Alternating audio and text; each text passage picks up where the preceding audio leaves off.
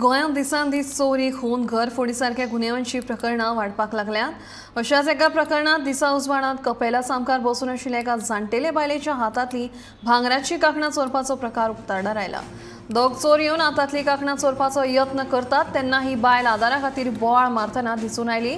ह्या घडणुके वेळार कोणूच त्या आदाराक तिका पावलो ना, मात भांगराची कांकणां चोरपाची ही पुराय घडणूक सीसीटीव्ही कॅमेऱ्यांत कैद जाले। ह्या प्रकरणात एकूण 3 चोर सामील आशिल्ल्याचें मुखार आयला। देखून ह्या तिगां अनवळखी चोरां आड गुन्यांव दाखल करून तांचो सोद घेवप चालू आसा।